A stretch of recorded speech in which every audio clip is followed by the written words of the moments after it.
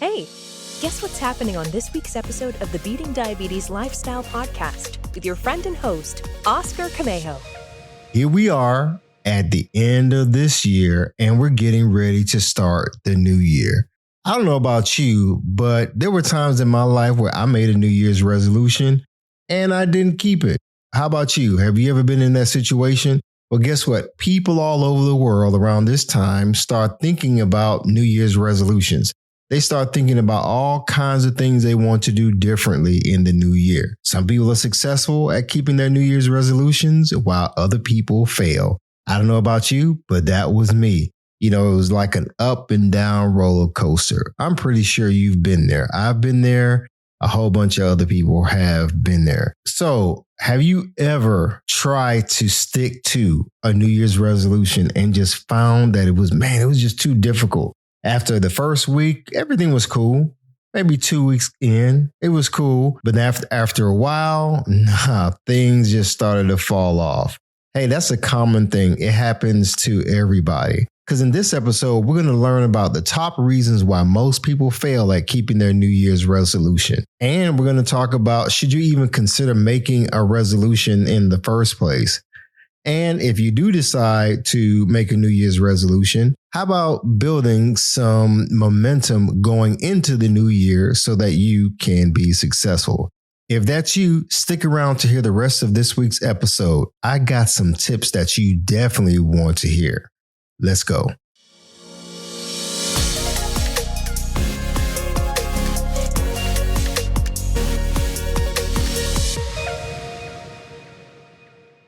Welcome to the Beating Diabetes Lifestyle Podcast with me, your host, Oscar Camejo. My goal is to help diabetics and non-diabetics make lifestyle changes to reverse type 2 diabetes. Perhaps you're overweight, you're struggling with food cravings, and you want to exercise, but you've been exercising off and on throughout this whole year. Maybe you haven't even been exercising at all. Maybe you haven't been eating properly and just have been dealing with the whole roller coaster of situations related to your food, diet, your exercise. Maybe you've even just learned that you have pre-diabetes. Maybe you found out that you have type 2 diabetes and you're living with it and you're trying to figure out, what do I need to do to turn things around in this upcoming year? You may even have high blood pressure and a bunch of other situations that's going on. You're scared, maybe you're confused, and you simply don't know what to do. You heard that you need to lose weight, eat better, exercise, take meds, yada, yada, yada. And you're like, man, you know what? I need things to turn around this upcoming year, and I'm ready to make a change. I am so glad that you stopped by and decided to tune in to my podcast, because you know what? You're not alone. There are a lot of people who are wanting things to turn around for this new year, but they don't know how to start, and they have a lot of ideas, or maybe they don't have a clue on what to do. So in terms of successes and failures, let's talk about what typically happens within the first 6 months. You know, the highest success rate, they say, occurs around 1 week. Basically, after 1 week, you still have people who keep to their New Year's resolution. No biggie. 1 week seems to be fine. You know, they stick to it and they keep going. But then after 2 weeks, you start seeing the number drop. Oh, what about after a month? You know, it's been a month, made a New Year's resolution that I'm going to do X, Y, Z. But after 1 month, that number drops again. So if you do the math, after 6 months, actually before that, after 3 months, the number starts declining. And then when you hit that 6 month mark, you have a big drop off. And only a small percentage of people typically are still going strong at keeping their New Year's resolution. I don't know about you, but I want to be the type of person, when I make up my mind to do something, I stick to it until the job is done. And in this case, you know, my goal is to help people live a lifestyle of health and nutrition, to reverse diabetes, reverse other illnesses, because, hey, I was able to do it and I'm not even a doctor. There's a lot of things I learned about health and nutrition. And because I made certain lifestyle changes, I'm healthier, I'm stronger, I have a lot of energy, my endurance is up, my speed is up, my sleep is a lot better, and I just feel great. I'm actually starting to look younger too and feel younger. So I want to help others live a focused, fit lifestyle so they can feel alive every day. But you know what? There's some common resolutions that people make each year. So before we get into some of the top reasons why New Year's resolutions fail for some people, I want to share with you some common resolutions. Number one, you have people who want to live healthier. Some folks want to lose weight. Some people make personal improvements like, hey, I'm going to read a book a month. Other people talk about, hey, I want to find love and happiness. Love and happiness. I can't sing, y'all. In any case, people want to save money. So they make some New Year's resolutions that say, hey, I'm going to be saving, $100 a month and so forth. And you have others who make a resolution to pay off debt. There's a whole bunch of other resolutions, but these are some of the common resolutions from year to year. You may have your own resolutions that you've made over the years. So, of course, I would like to hear what are some resolutions you've made in the past or you're thinking of making for this upcoming year. So definitely leave a comment. You can always send me an email at hello@beatingdiabetieslifestyle.com. I definitely want to hear from you. So now let's get into some of the top reasons why New Year's resolutions fail for some people. And guess what, folks? If you have a roadmap that leads to nowhere, guess where you're going to end up? Nowhere. So I'm going to ask you a question as we get into these top reasons. Where are you headed right now? Think about that for a moment. In any case, top reasons why New Year's resolutions fail. Number one, setting unrealistic goals. Number two, expecting results way too quickly. You know what I'm saying? That microwave generation, that microwave instantaneous results. That's not realistic, folks. Number three, unclear objectives. Like, okay, what's the purpose? What's your why? Why are you resolving to do X, Y, Z? Number four, a lack of accountability or a lack of social support. Number five, not tracking or reviewing your progress. That's pretty big. It's important to keep a pulse of what's going on, whether it's weight loss or even saving money, you name it. How are you tracking it? How are you reviewing your progress? Number six, a lack of planning. Number seven, not taking action, doing a lot of talking, a lot of wishing, a lot of hoping, a lot of desiring, but not actually taking action. Number eight, not taking small steps consistently. That's really big. Let me say that one again. Number eight, not taking small steps consistently. Rome wasn't built in a day. It was built one brick at a time, over time. Number nine, not enjoying the process. I can't tell you the number of people who, let's say they want to eat healthy and they just think that, oh my gosh, I got to start eating this food that I don't like. And I just don't enjoy this food. I don't enjoy the process. So people fall off. Okay, here, the 10th reason why some New Year's resolutions fail. Well, putting it off until it's convenient. Hey, I'm going to wait till tomorrow, or I'm going to wait till January 1st, or I'm going to wait till I have more money. I'm going to wait till this or wait till that, and it's just like this convenience game. And it's almost never the right time until you actually start taking action. The 11th reason, number 11, forgetting about your resolution. I can't tell you the number of times people will make a resolution or they'll make up their mind. Okay, I'm going to do X, Y, Z. And then after a couple of weeks, they get busy with life, work, personal issues, and they simply forget about it. They're not tracking. They don't have any reminders. Nothing's on the calendar. When it comes to exercising, it's not a plan. There's no plan. There's nothing in place to help them to remember. So some people forget about their resolution and they just keep it going. 12th reason, number 12, experiencing depression and anxiety. I know a lot of people during the holidays and the new year experience depression and anxiety because of all kinds of things. It could be personal issues going on, financial issues, and even things related to their health. And so they feel anxiety, they feel depression, and sometimes you just lack motivation and you lack the desire to just keep going. It's like you start thinking, well, it's pointless.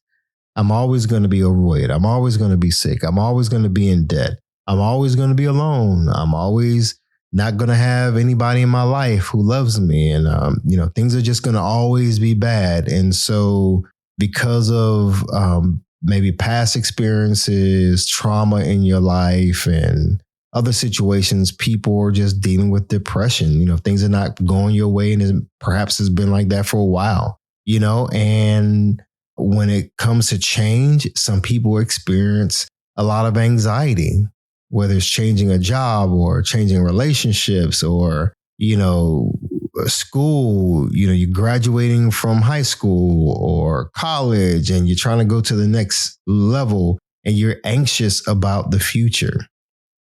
And so because of this anxiety, because of this fear, because of depression and sadness, some people don't keep to their New Year's resolutions because they feel like it's pointless. So if that's you, I do encourage you to go to therapy, get some help, because it's not a matter of just snapping out of it. That's not easy for a lot of people. Sometimes we need the support. We need the guidance of a professional to help us along the way. And there's nothing wrong with going to therapy, folks. So get the help that you need. Okay, here's a 13th one that kind of ties into number 12. So number 13, self-doubt. That's pretty big. If you doubt that you can be successful at keeping your New Year's resolution, 9 times out of 10, you're not going to succeed and have success at keeping your resolution. So before I go on, I want to ask that question that I asked earlier. Should you even have a New Year's resolution? Like, what really, let's boil it down. What is the whole purpose of waiting for the new year to resolve and make up your mind to even turn things around? Is there something magical that happens at the beginning of the year? Is it just something where you just want to reset, I guess? There's so many traditions that people follow. It's like every year, I'm going to set new objectives. I'm going to set a vision for the year and just going to carry it out. Now, I'm not saying not to have it. What I'm saying is don't be unrealistic with your goals. Don't expect results to happen too quickly. Have clear objectives.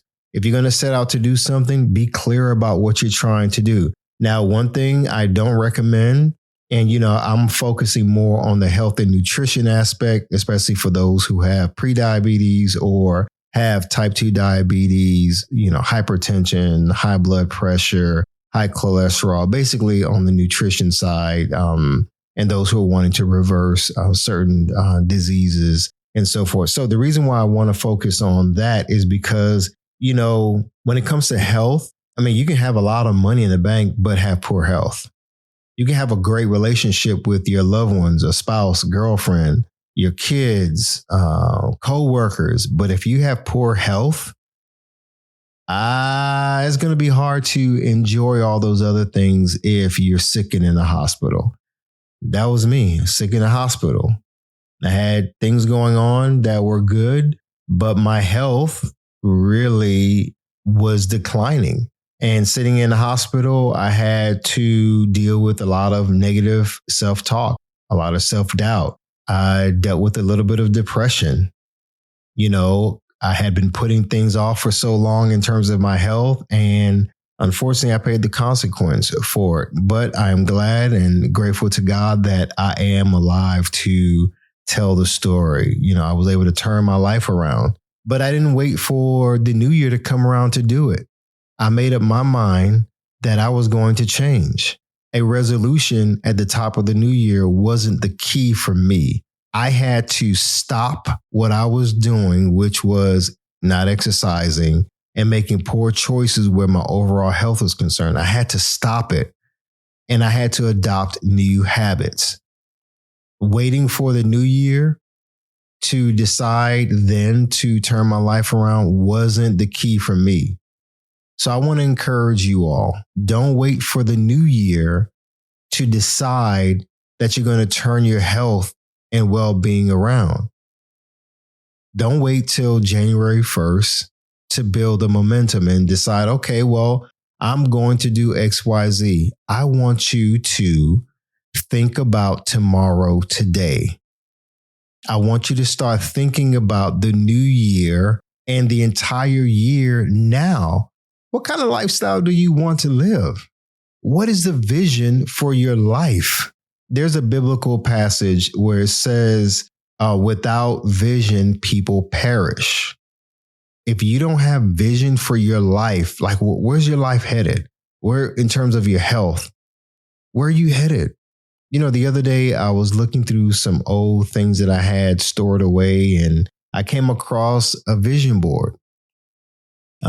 It was a vision board that I had created back in 2014, I want to say. And, you know, looking over that vision board, I had things related to career, finances, relationship, volunteer work and helping the community.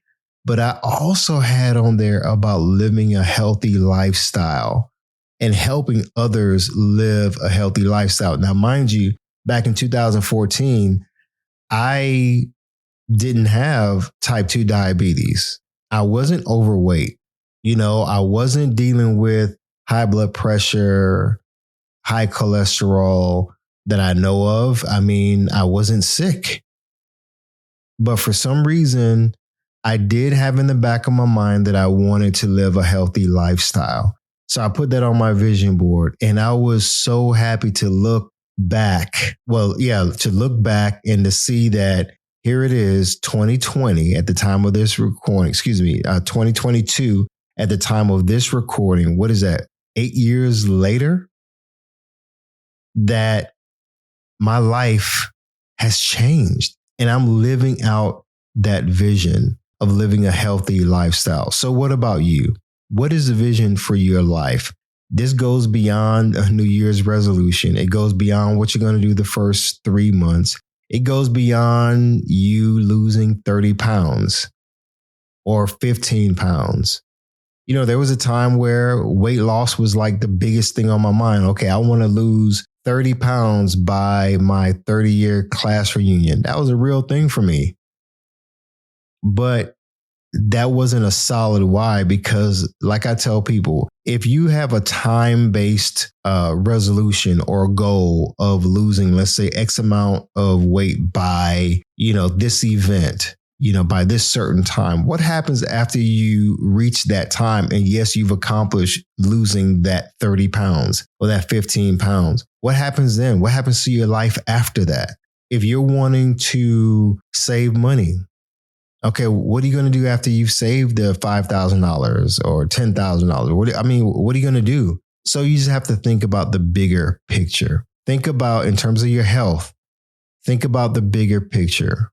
I would encourage you to make living a healthy lifestyle every day of your life for the rest of your life a priority, not just what you're going to do to look good in an outfit because you have an event to go to.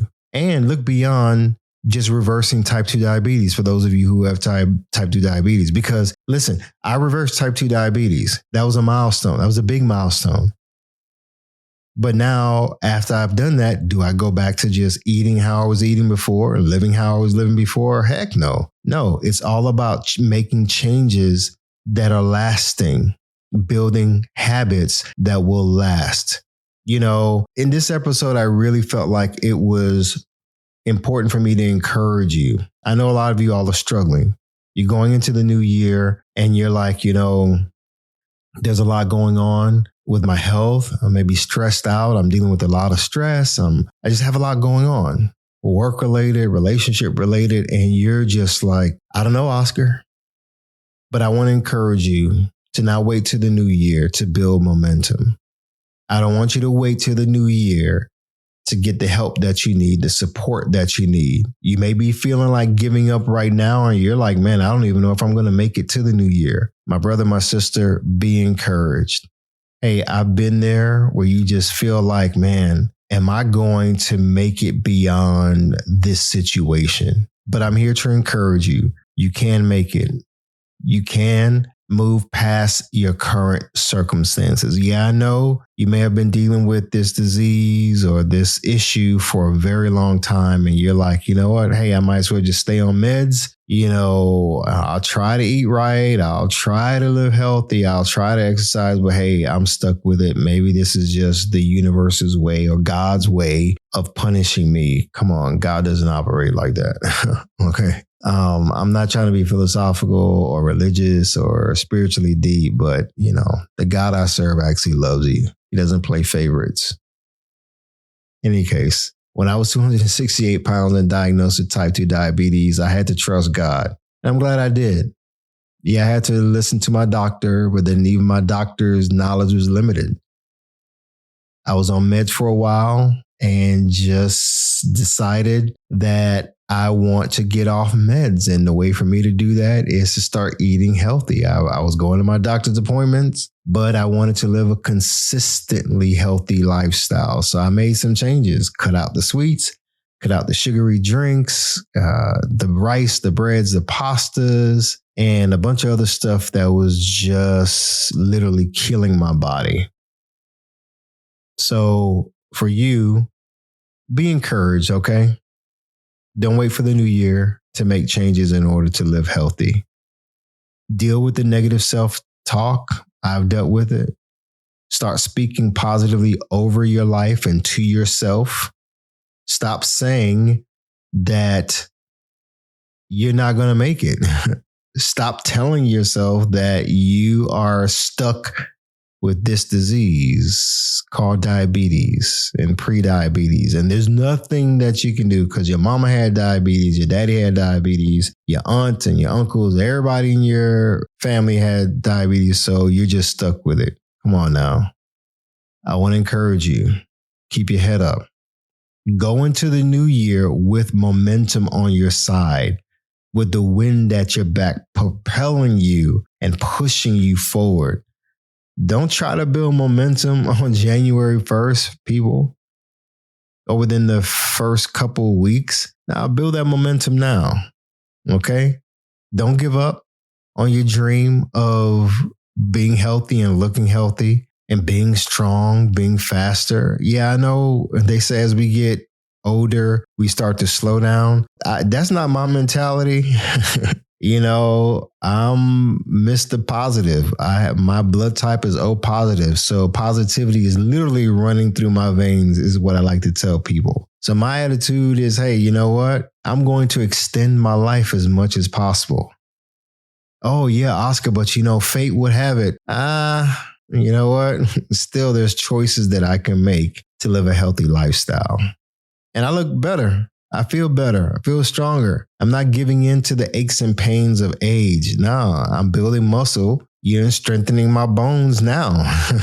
If you see me in the gym now versus how I was last year this same time, you'll know exactly what I'm talking about. So if I can do it, you can too. So I just want to leave you with a recommendation of a book. I've been talking about this book all year long. It's a book called Atomic Habits by James Clear. If you're wanting to establish some good habits for this upcoming year, habits that are sustainable that you can stick to, I highly recommend that book. There's an audio version of it. I mean, James goes into some really good topics and gives some really good recommendations on how to establish good habits that last. So, my friend, as always, I love you. And I am so grateful that you've taken the time to listen to this podcast. And if you're not already following this podcast, come on now, go ahead and follow. It's not going to hurt. It's free. So follow this podcast. check out my website, Beating Diabetes Lifestyle Podcast. I have some articles out there, some blog articles and some other information, and even a free download of an ebook that I created to help people who are looking for a healthy grocery shopping guide, when it comes to choosing fruits and veggies. So go on the website, download it. You'll enjoy it. Trust me. Give me some feedback. Okay. So as always, folks, like I always end my TikToks and my podcasts, I want you to stay focused, keep moving, never go back, leap forward. Bounce back because you can, my friend. And above all else, trust God. I believe in you. You got this.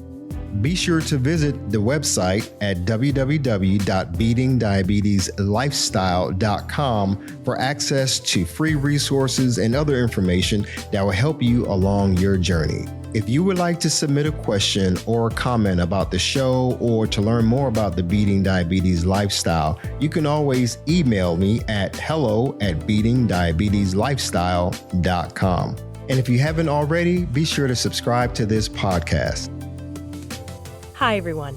Thank you for tuning in to the Beating Diabetes Lifestyle Podcast with Oscar Camejo. We hope you enjoyed this episode. As a reminder, this podcast is intended for motivational and educational purposes only. It is not a substitute for professional care by a physician or other healthcare professional or qualified fitness instructor. This podcast is provided on the understanding that it does not constitute medical or professional advice or services. If you're looking for help on your journey, seek a qualified medical practitioner. It's important that you utilize someone who is a trained, licensed healthcare professional who can help you on your journey toward good health.